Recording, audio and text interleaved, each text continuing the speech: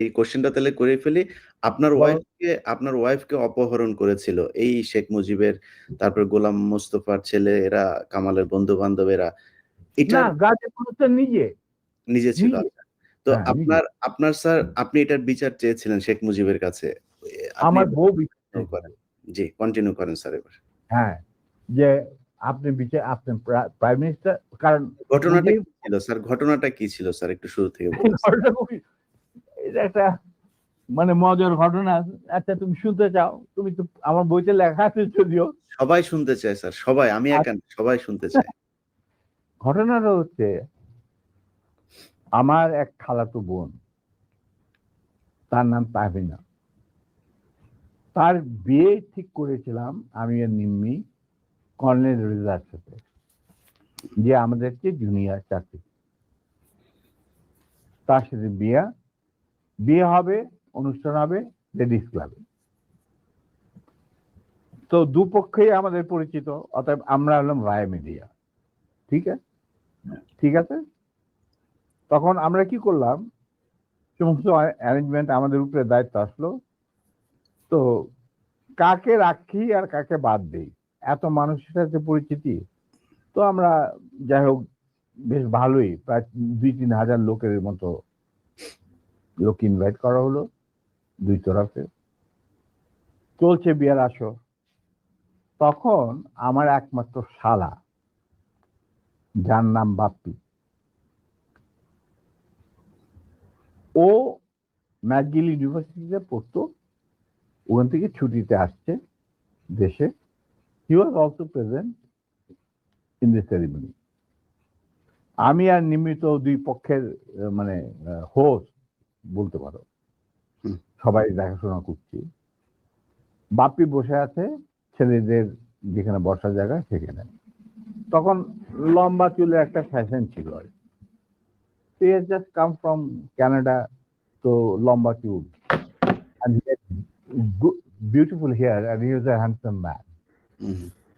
আমার মতো এত খারাপ চেহারার লোক ছিল না। ওটা অনুষ্ঠানের শেষ হওয়ার আগে বলবো স্যার, জি বলেন। আচ্ছা, তারপর তোমার ও বসেছিল অন্যান্য গেস্টদের সাথে। তার পিছনের রোতে গাজী গোলাম Mustafa and his wife was also invited in that function from the other side, not from our side, মানে ছেলে পক্ষের। বুঝতে পেরেছি। তো গাজী গোলাম মুস্তফার ছেলেরা আর তার সাঙ্গবঙ্গ পিছনের সিটে, পিছনের রোতে সিটে বসা। তাদের মধ্যে একটা ছেলে বাপ্পির চুল টান দিল পিছন থেকে। তো বাপ্পির পিছনে, ভদ্র মানুষ, বিদেশে থাকে, বিদেশে বড় হয়েছে, পিছিয়ে বললো, কিছু বলে নাই, সামনে আবার ওরা চুল টান দিল। দ্বিতীয়বার টান দেওয়ার পরে বাপ্পি পিছনে তাকে দেখো যে একটা ছেলে হাত সরিয়ে দিল। তখন বলে যে তুমি চুল টান দিয়েছ? বলছে হ্যাঁ। বলে কি কেন? কেন, আমরা দেখছিলাম যে এত সুন্দর চুল, এটা কি পরচুলা না আসল? আচ্ছা, চিন্তা কর।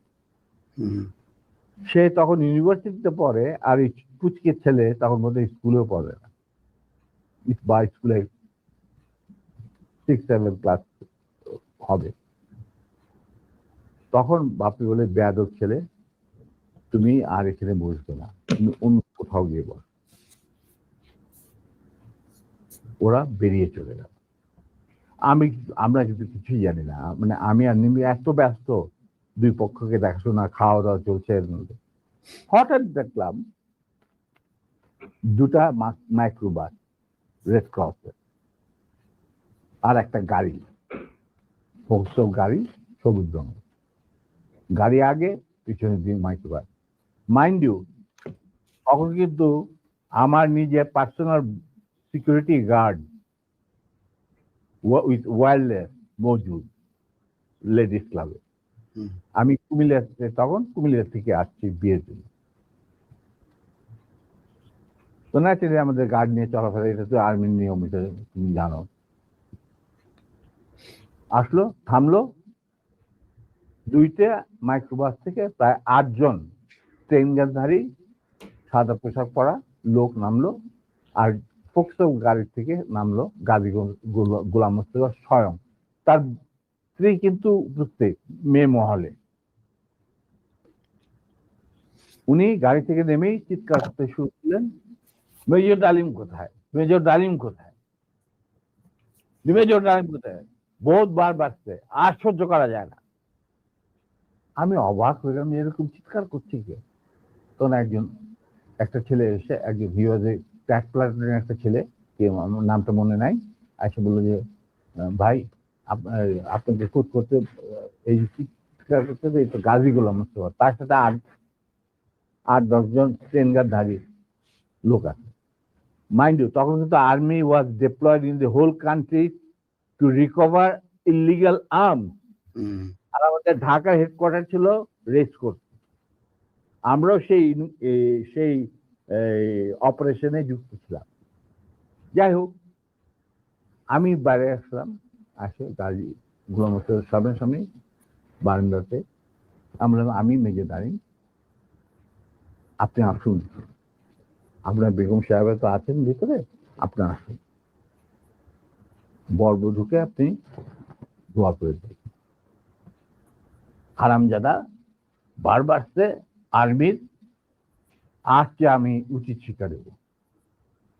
আমি দেখলাম আমার চারদিকে ওই ট্রেনের ঠেকাইলেও প্রায় 4-5 জন মানুষ, আর 4-5 জন খালে দাঁড়িয়ে।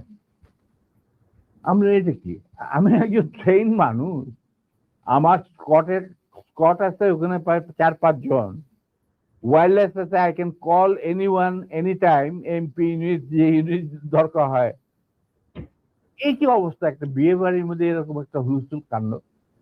আপনি দেখেন কিছুই, কি ব্যাপার কি, আপনি আজকে তো উত্তেজিত করেন। আমি তো জানি না যে এর মধ্যে কি ঘটনা ঘটে। ওগুলো ওঠ, এ উঠা, মাইক্রোবাইক আমাকে ঠেলতে ঠেলতে নিয়ে যাচ্ছে মাইক্রোবাইক। আপনি ব্যাপার কি গাড়িতে, এটা একটা বিয়ে বাড়ি, একটা মেয়ের বিয়ে হচ্ছে, আর আপনি আমাকে বলছেন উঠ। কি আমার কাপড় টাপড় ধরে 4 জন মিলে আমাকে উঠালো। খবর চলে গেল ভিতর অন্য মহলে, নিম্মি আর আমার শাশুড়ি, আমার খালার শাশুড়ি মানে কন্যার মা, উনি বেরিয়ে আসলেন। ওনারা আসলেন যে কি ব্যাপার, দেখে যেরকম আমাকে ঠেলাঠেলি করে উঠানো হচ্ছে মাইক্রোবাসে। আমি মাইক্রোবাসে উঠলাম, উঠে দেখি চুল্লু আর আলম নামে 2 জন মুক্তিযোদ্ধা, ক্র্যাক প্লাটুনের সদস্য, তারা ছিল আমার ছোট ভাই স্বপনের সাথে, স্বপন বীর বিক্রম। ওদেরকেও মারতে মারতে মানে রক্ত বের করে ফেলেছে, মুখ দিয়ে রক্ত ঝরছে, আহত অবস্থায় তারাও মাইক্রোবাস। তখন আমার খালাম্মা গাজীকে বললো, গাজী সাহেব আপনি কি করছেন, আমার মেয়ের বিয়ে হচ্ছে, আর দে আর দি, তারা বর পক্ষেরও কন্যা পক্ষেরও, কি হয়েছে কি, ওরা তো ব্যস্ত। বলে আমি ওদেরকে উচিত শিক্ষা দেবো, ওকে আমি উচিত শিক্ষা দেবো। তখন আমার স্ত্রী বললো যে আপনি তাকে একা নিয়ে যেতে পারবেন না, আপনি আমাকে সঙ্গে নিয়ে আসবেন। ঠিক আছে চল বলে ওরেও ধাক্কা দিয়ে উঠায় দিল মাইক্রোবাসে। তখন আমার খালা বললেন, গাজী সাহেব আপনি কিন্তু বাড়াবাড়ি করছেন, ঠিক আছে, যেখানে আপনি নিয়ে যেতে চান আমিও যাবো সাথে। গাজী কি স্যার তখন ঢাকা আওয়ামী লীগের সভাপতি নাকি? তখন সে আওয়ামী লীগের সভাপতি নয়, he was also the chairman of the Red Cross। বুঝতে পারলাম, শেখ মুজিবের সবচেয়ে প্রিয় লোক সে তখন। সে ঢাকার মধ্যে মানে ঢাকা শহরে সে হলো মুজিবের সবচেয়ে বড় লাঠের সর্দার। অশিক্ষিত মূর্খ মানুষ সাধারণত রেড ক্রসের চেয়ারম্যান হয় না, কিন্তু ওকে বানানো হয় যাতে করে লুটের এই যে রিলিফের মার চুরি চামারি করতে সুবিধা। যাই হোক, সেটা অন্য ব্যাপার। তারপরে আমাদেরকে নিয়ে উনি গাড়ি ঘুরে চললেন প্রথম ফার্ম গেট, ফার্মগেট দিয়ে ভিতরে ঢোকার পরে আমি দেখলাম যে আরে সম্পূর্ণ কোথায় চাচ্ছে লক্ষ্মীবাড়ি ক্যাম্পে নাকি।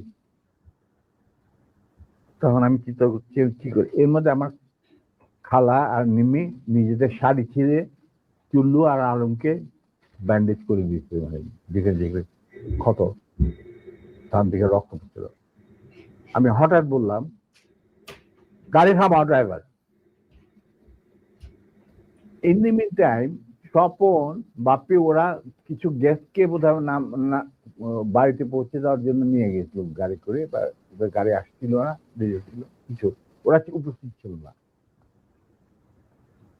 তো আমি বললাম গাড়ি থামা, ড্রাইভার গাড়ি থামা দিল। আমরা তখন আমার আমার আমার আমার গাড়িতে প্রায় 4 জন ট্রেনধারী লোক, তাদের একজনকে বললাম যে তুমি গিয়ে ওই সামনে যে গাড়ি গোলাম মোস্তফা বসে আছেন, কাজী গোলাম মোস্তফা সাহেবকে বলেন নাইমা এখানে আসেন। Somehow that man with train guard, he got down and went to Gazi. গাজিও তখন স্টপ হয়ে গেছে, যে পিছনে গাড়ি স্টপ হয়ে গেছে। আসে বলছে, ওনাকে বোধহয় বলছে যে আপনাকে উনি ডাকছেন মেজর দাঁড়িয়ে। গাজী গুলিস্তান দরজা খুলে আমাদের মাইক্রোবাসে আসলো। তখন আমি গাজী গোলাম মোস্তফাকে বললাম যে গাজী সাহেব, আপনি তো আমারই নিয়ে চলছেন, কোথায় নিয়ে যাচ্ছেন জানি না, কিন্তু একটা কথা মনে করে রাখেন, আপনাকে মনে করাই দিচ্ছে আপনার ভালোর জন্য, যে আপনি যে আমাদেরকে এই মাইক্রোবাসে, রেড ক্রসের মাইক্রোবাসের মধ্যে ঢুকায় নিয়ে আসছেন, এটা কিন্তু হাজার হাজার মানুষ, শয়ে শয়ে মানুষ দেখতে উপস্থিত ছিল। অতএব আপনি কিন্তু আমাদের সাথে যাই করেন আপনি কিন্তু পার পাবেন। এইটা শোনার পর গাজী গেল একটু ঘাবড়ায়, যে তাই তো, আমি যে উঠাই নিয়ে আসছি এটা তো সবাই দেখছে। তখন আমি বললাম যে আপনি যাই করেন, উনি যখন একটু হতভম্ব হয়ে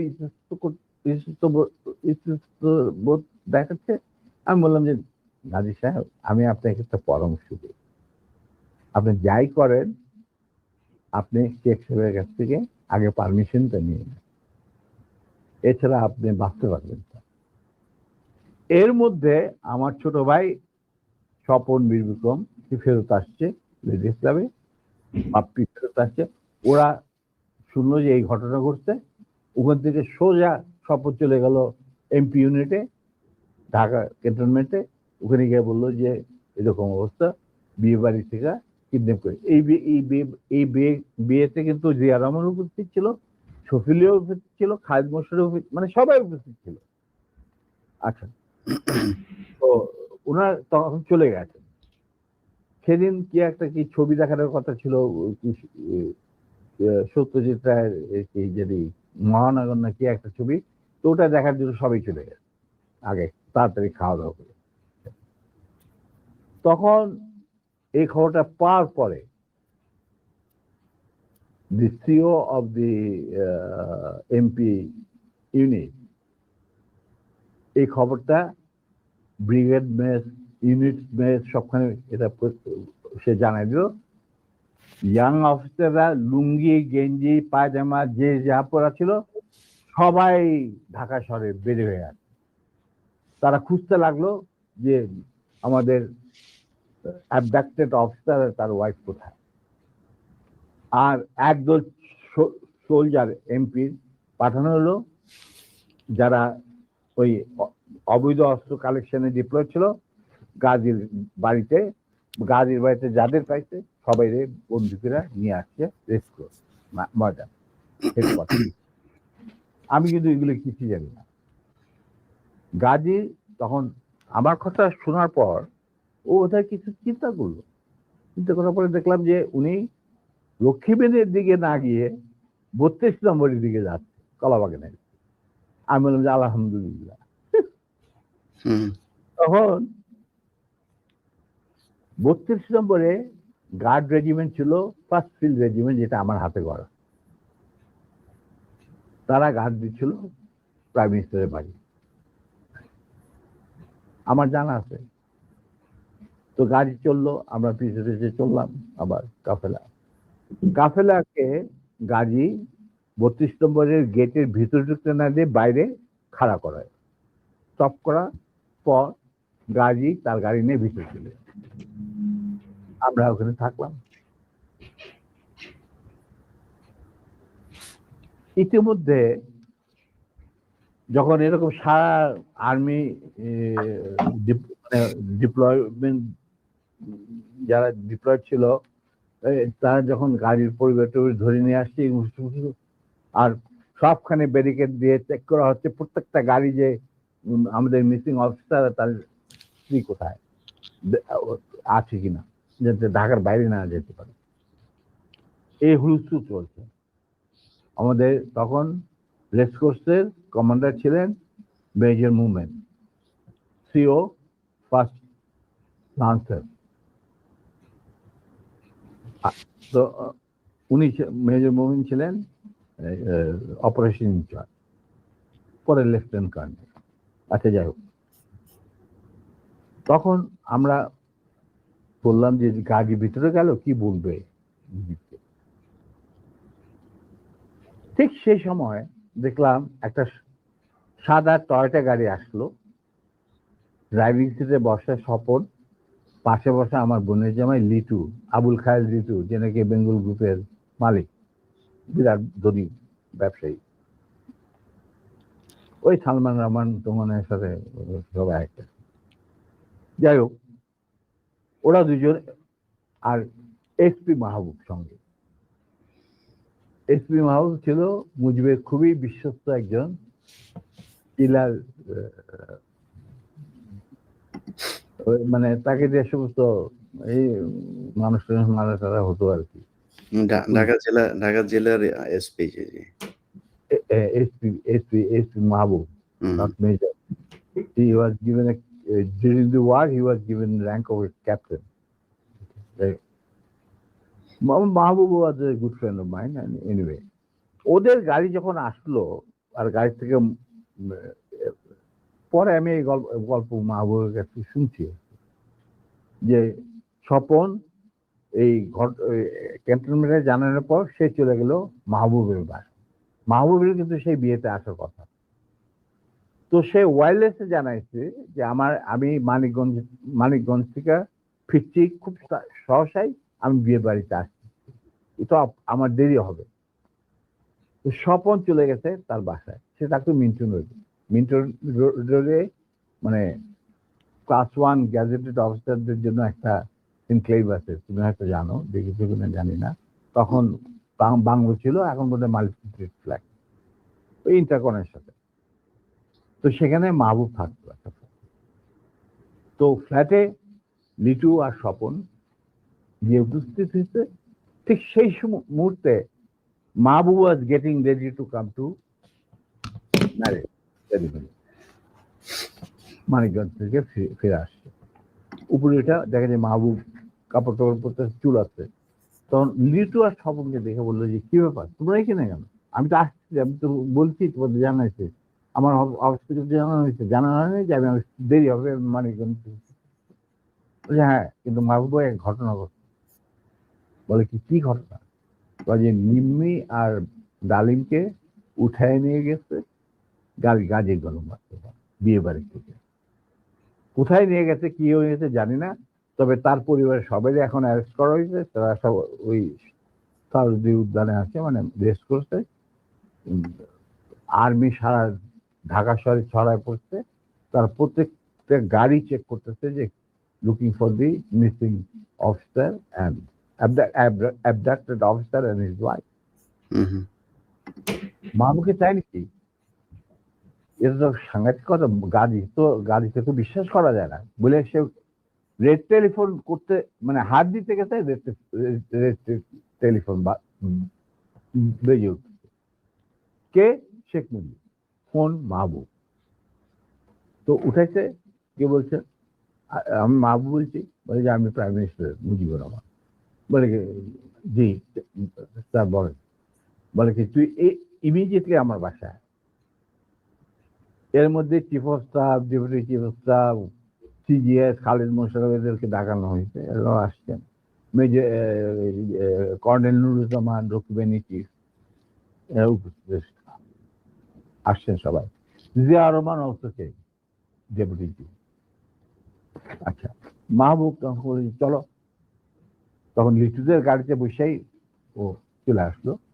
তো ওই গাড়িটা যখন গেল, গাড়ির নাম্বার দেখে আমি বুঝলাম যে উই আর সেফ, আমাদের মারবে না। কারণ এরা যখন এসে উপস্থিত হয়েছে, তার মানে things will be under control। আর সারা দেশে কি হচ্ছে এগুলো কিন্তু জানি না, মানে সারা ঢাকা শহরে। তখন গেটের সামনে থামলো, ওটা থেকে মাহবুব নামলো, সব লিটু গাড়ি নিয়ে দূরে গিয়ে সামনে ব্রিজের কাছে থামলো, গাছের ছায়া নিচ্ছে। আমরা যে মাইক্রো বাসটা আসছি ওটা কিন্তু ওরা জানে না। মাহবুব চলে গেল ভিতরে। ইন দি মিনটাইম আমি চিন্তা করছি যে আমি কি করব, কি করা উচিত। আমার ফার্স্ট ফিল্ডের রেজিমেন্টের লোকেরা মুজিবের গার্ড রেজিমেন্ট হিসেবে তখন নিয়ে দিত। আমি যদি একটা আওয়াজ দেই তখন তো তারা সমস্ত ব্যারেল ঘুরাই দেবে। কিন্তু এর মধ্যে একটা ক্রস ফায়ারের সিচুয়েশনে কে মরবে কে বাঁচবে এটাও তো একটা সমস্যা। এটা বোধহয় ঠিক হবে না। যেহেতু মাহবুব ভিতরে গেছে, লেটস সি হোয়াট হ্যাপেন। কিছুক্ষণের মধ্যেই মাহবুব, আমি দেখলাম যে মাহবুব না, শেখ কামাল, রেহানা, তারপরে শেখ জামাল, বেগম মুজিব নিচে গেটের বাইরে এসে আমাদেরকে খালাম্মা টালাম্মা চলার অসুবিধা, মানে রক্তাক্ত চুল্লু ওদের দেখে তো ওরা ঘাবড়ে গেছে। তারপরে নিম্মির অবস্থা তো ভিতর নিয়ে আমাদের ভিতর নিয়ে গেল। তখন ভিতর নজর পড়ে দেখলাম সিটিং রুমে প্রথম আমাকে ডাকলেন মুজিবুর রহমান আর আমার নিম্মিকে। তো রেহানারা সব ওখানে দাঁড়ায় রইল, মিসেস মুজিব দাঁড়ায় রইলেন, আমরা ভিতরে গেলাম। গিয়ে দেখে সব মসজিদ বসে আছে, chief of staff, deputy chief staff, CGS and all. তখন এর মধ্যে গাজী গোলমেস্তার বাসা থেকে ফোন আসছে প্রাইম মিনিস্টারের কাছে যে বাড়ির সবাই ধরে নিয়ে গেছে আর্মি। যতক্ষণ পর্যন্ত আমাদের অফিসার লেডি ওয়াইফকে না পাওয়া যাবে আমরা কাউকে ছাড়বো না। আর ওই গার্মেন্ট 17 দিন যে গার্মেন্ট গিয়েছিল রেসকোর্সের মাইক্রোবাসে, এই খবর শুনা গাজীরও মুখ শুকায় গেছে, মুজিবুর রহমানেরও মুখ শুকায় গেছে, যার জন্য এই সবাইকে ডেকে নিয়ে আসছে, জিয়া রহমান, শফিউল্লাহ, খালিদ মোশাররফ। আচ্ছা, তো মুরলী বুদ্ধি আর কি। আমরা ঢুকতেই নিম্মিকে জড়ায় ধরলেন মুজিবুর রহমান, মা তুই কাঁদিস না, তুই কাঁদিস না, আমি এটার বিচার করবো। এই হারামজাদা গাজী, তুই করছিস কি? এটা কি করলি তুই? যা ওর পা ধরে মাপচা। আমার বউয়ের পা ধরে মাপচা। গাজী একটু অগ্রসর হওয়ার পর আমার বউ বলল, নিজের চপ্পল খুলে বলল, খবরদার, তুমি আমার ক্ষমা পাওয়ার যোগ্য নয়, আমি তোমাকে ক্ষমা করতে পারবো না, তুমি পিছিয়ে যাও। মুজিব আর বাকিরা তো সব চুপ করে বসে, আমি চুপ করে দাঁড়িয়ে। তখন বলতেছে মা, আবার মুজিব আমার বউ নিম্মিক জড়ে ধরে বললো, মা আমি এর উপযুক্ত বিচার করব, কি আমার ভরসা রাখ। তখন আমার বউ বলছিল, নিম্মি বলছিল যে চাচা, যাদের রক্তের উপরে আপনি আজ দেশের প্রধানমন্ত্রী, তাদেরই আজকে রক্ত ঝরাটা স্বাধীন দেশে গাজীর মতো একটা কম্বল চোরের হাতে। এর বিচার আপনি কি করবেন? আমি বিচারের মান লাগবেন, আল্লাহ তার বিচার করবে, আমি আপনার কাছে কোনো বিচার চাই না। তখন আবার মুজিব বেগম মুজিবকে বলে ওদেরকে উপরে নিয়ে যা, হুম, তখন ওদেরকে উপরে নিয়ে ওদের আস্তে আস্তে কি জানে না।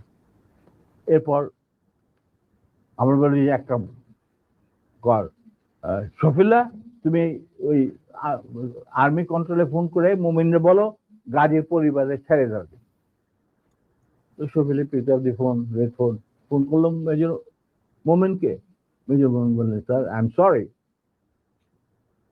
we are deployed to recover the miscreants and the illegal arms operation আমরা নিয়োজিত। আমি কিভাবে একজন 17 জন অস্ত্রধারীকে ছেড়ে দিতে পারি? Kazi has to produce the missing officer, his wife and এই 17 জন অস্ত্রধারীকে আমাদের কাছে সুপর্দ করতে হবে। তারপরে আমি ডিসাইড করব আমি গাজীর ফ্যামিলিকে ছাড়বো কি ছাড়বো না। অবস্থা গেল আরো বিগড়ে, মুজিবও কাঁপাকাঁপি শুরু, ওদের গাজীগুলো মস্ত তো বুক শুকায় শেষ। আর সকালবেলা দেখো prime minister sir prime minister desires or not desire, ওনাকে বলেন উনি লিখিত অর্ডার দিল আমি সেটা মানবো না, because I have got my mandate which I have received from my chief of staff. এখানে কোনো ভাই বোনদের ব্যাপার না, এটা হলো লিগাল ম্যাটার, লিগাল ব্যাপার। তখন ছবি বললে তবু দেখো মোমেন্ট তুমি যদি একটুখানি, তখন বলে sir please don't, I have got my moral ethics, I am promise bound touching the Quran when I got commission. আমি এটা আপনার এই কোন রকম আকুতি মিনতি আমি শুনবো না, that is beyond my dignity বলে উনি ফোন রেখে দিল। তখন মুজিব সবই শুনলেন, যে স্যার এরকম ব্যাপার, এটা তো লিগাল কমপ্লিকেশন দেখা দিচ্ছে।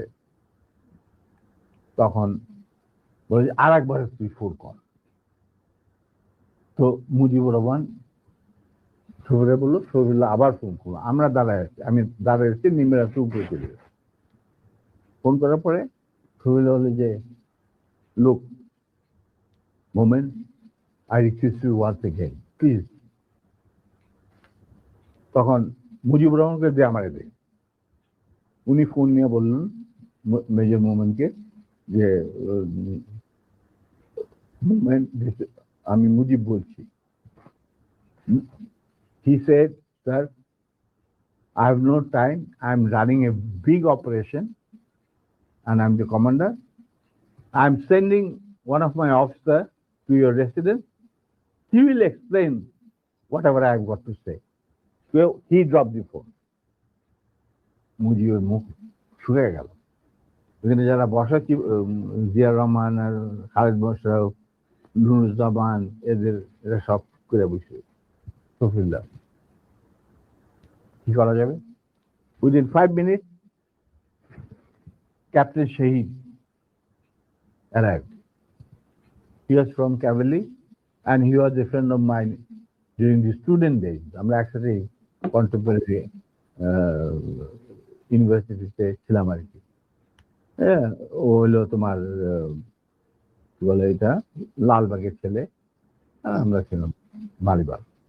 যাই হোক, ও আমরা দোস্ত মানে বন্ধু। তো captain he was a repatriated officer anyway. তো শহীদ আসছে, আসার পরে তখন মুজিবুর রহমানের এবং আদালতের সামনে শহীদ বলেছে, sir I have been ordered to come and convey the message loud and clear to you that it is a legal matter. Ghazi has violated the Prime Minister's order on which army has been deployed over the whole country, and he had abducted an officer in uniform and his wife while he himself is engaged in this operation along with 17 gunmen in the Red Cross microbus. Now, যেহেতু আমরা diploid আছি to recover the illegal arms, The commander said, no way, Ghazi and these 17 people has to be surrendered to him, and then legal proceedings will start according to the law. হুম, হুম। দেশে emergency চলছে, আমাদেরকে prime minister খুব ঝুঁকিপূর্ণ দায়িত্ব দিয়েছেন, আমরা আমাদের যথাসাধ্য চেষ্টা করে যাচ্ছি। তখন বলে স্যার আমার আর কিছু বলার নেই, আপনার যদি কিছু বলার থাকে আমাকে বলা হয়েছে শুনে আমাদের কমান্ডারকে জানান। না ঠিক আছে, তুমি যাও বাবা। তো শহীদ চলে গেল। এরপর শেখ মুজিব আমাকে বললো, তুই মাফ করে দে। আমি বললাম, স্যার আমি তো বললাম। মানে স্যার শেখ মুজিবকে কাউকে বোধহয় আপনি মানে অফিসিয়াল কোনো এগুলি মানত না না। না, আমাকে তুই করে বলতো, কারণ আমার একটা পারিবারিক সম্পর্ক ছিল তো। না উনি তো মাহবুবকেও তুই করে বলতো, গোলাম মোস্তফাকেও তুই করে বলতো, শফিউল্লাহকেও তুই। আমি জানি না, কিন্তু আমাকে উনি তুই করে বলতেন। আমি তো ওর বাড়ি থেকে যে কোনো সময় গিয়ে ডাক্তার যাইতাম, খাবার খাইতাম বসে। কই মাছ পছন্দ করতেন, ওই ওনার চৌবাচ্চায় সবসময় বড় বড় কই মাছ থাকতো, আরামসে খাইতাম, চলন বিলে কই মাছ, কোনো অসুবিধা নেই। আমার তো গতিবিধি ছিল খুবই খোলা, মানে আমি যে কোনো সময় যাইতে পারতাম, যে কোনো সময় ডাকলেই চলে যেতাম। উনি প্রায় ডাকতেন আমাকে আর্মির খবর না দিয়ে। জি স্যার। তো এখন উনি বললেন